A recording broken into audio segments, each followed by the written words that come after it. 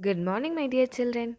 In our last biology class, we saw an introduction to biology, why are we learning biology, and the areas involved with biology. Our today's topic is binomial nomenclature. This is nothing but the scientific names given to the species around us. Species in the sense I mean the all the living organisms. Why are we studying scientific names? Why are we framing scientific names for the living organisms? For all these questions, the answers are in the today's class.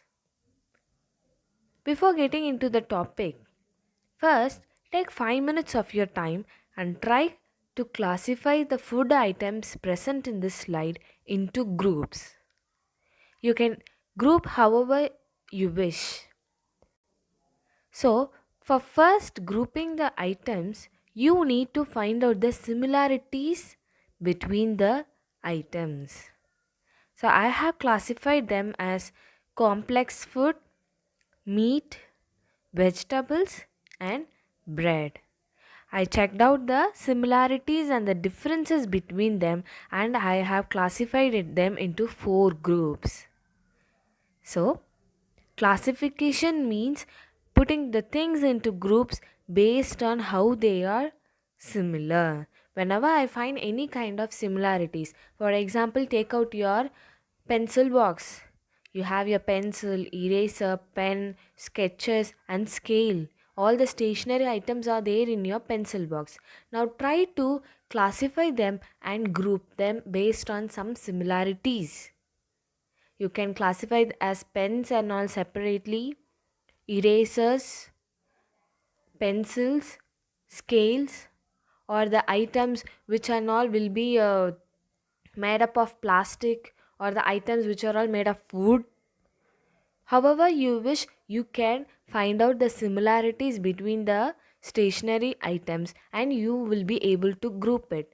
The similar way in biology, for all the living organisms, we are trying to find out some similarities between the organisms and we have classified them and given them a group.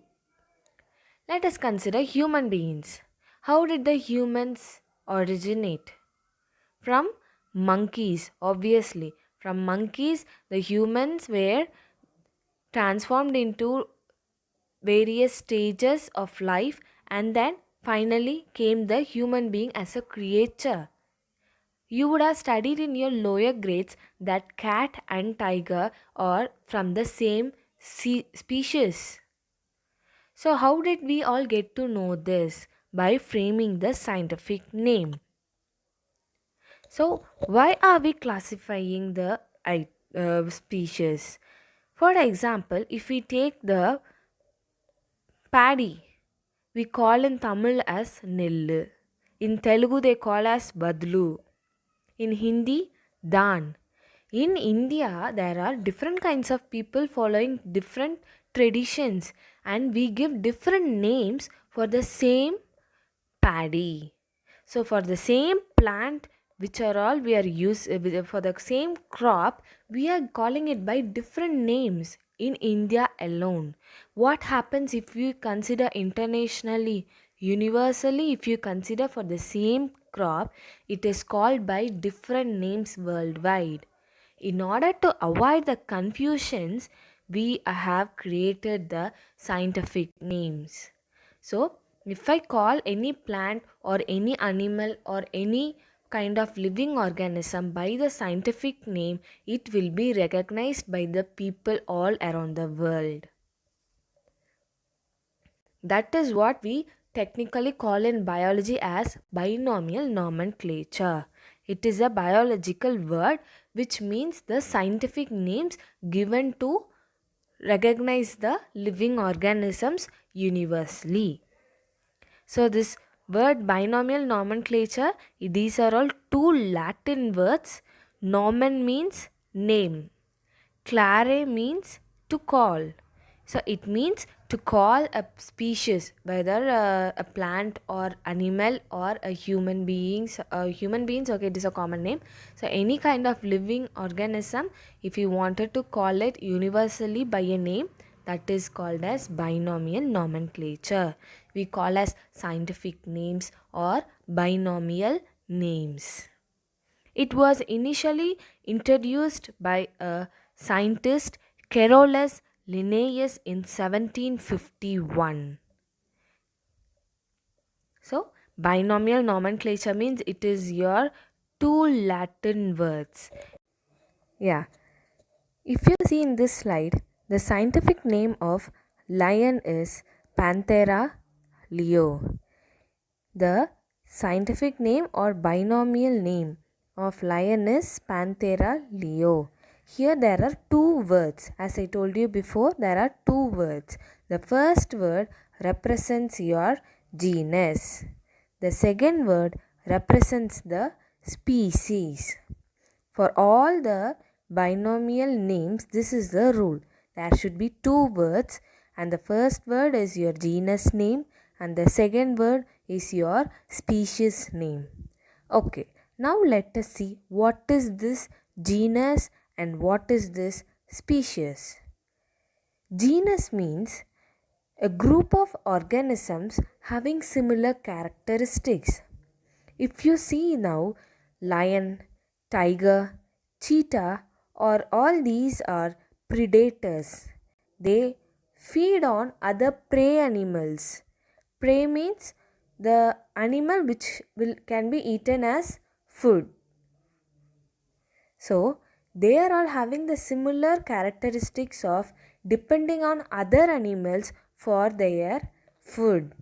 Lion, tiger, and cheetah will have the common genus name, that is Panthera. Panthera, it is a Greek word meaning the predator which feeds on prey. Okay, my dear children.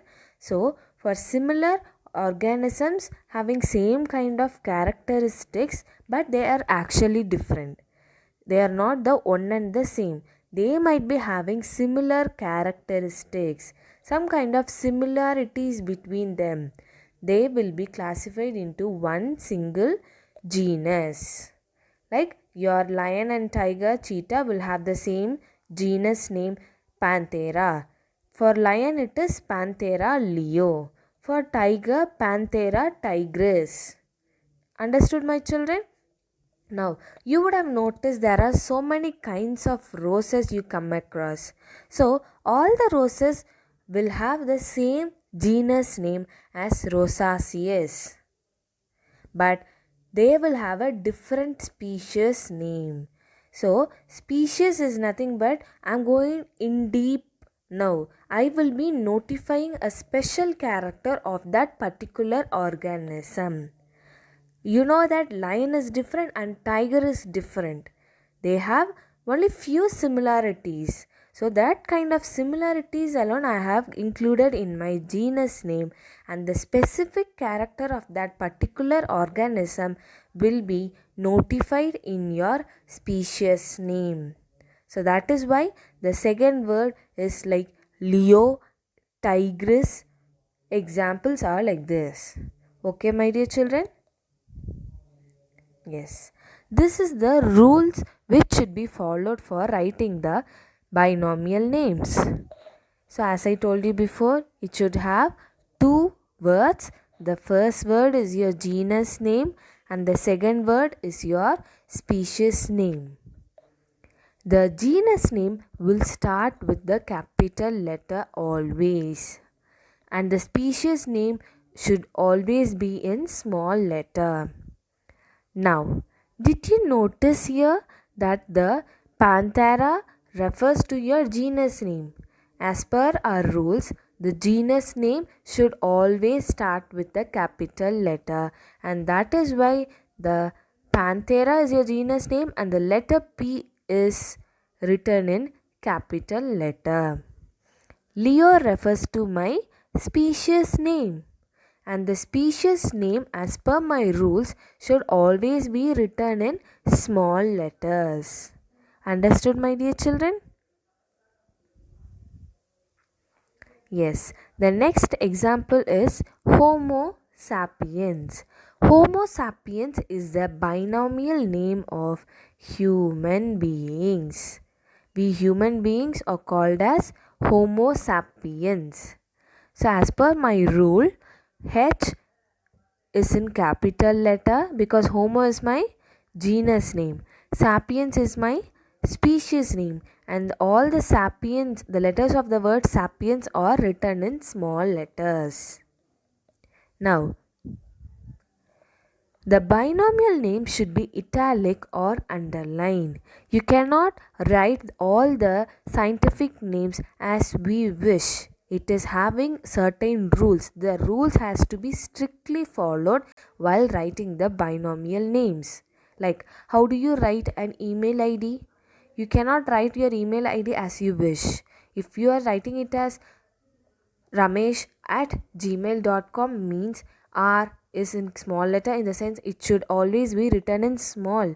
If I replace the small letter R with capital letter R, then it is an invalid email ID. The same applies here. The binomial names are always written in italics, or you can write it in normal sentence case and underline it. Either you can follow italics or the normal sentence case letters with underline. So, any two species cannot have the same name. Now, human beings, the scientific name will be Homo sapiens. The first name Homo represents the genus, and did you notice that the H is written in capital? Instead of the italics, they have underlined it. Okay, my dear children, I can either write it as italics like here in this example given like this as italics, or I can just underline it. The second word sapiens refers to the species name, and it is not capitalized but it is underlined. So, Homo sapiens means wise man, a complete creature of human being. Next, this is a form of rose. There are so many types of roses we know. So, all the roses will be under the same genus Rosaceae. So, here indica represents the specific character of this type of rose. So, this type of rose is called in scientific name as Rosa indica. For sunflower, it is Helianthus annuus.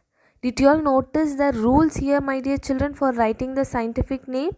H always in capital because it represents the genus name, and the species name in small letters they have written in italics. Okay, now let us see for dog, our favorite pet. No, my dear children? Yeah. For dog, it is Canis familiaris. For cat, Felis catus. Lion, Panthera leo. It is not necessary to keep these names in our mind, my dear children. I included this video in your basics class just because you wanted to be aware of the scientific names and their rules of writing. This and all you will be learning in your higher grades. So just be aware of writing scientific names. Next, scientific name of common plants.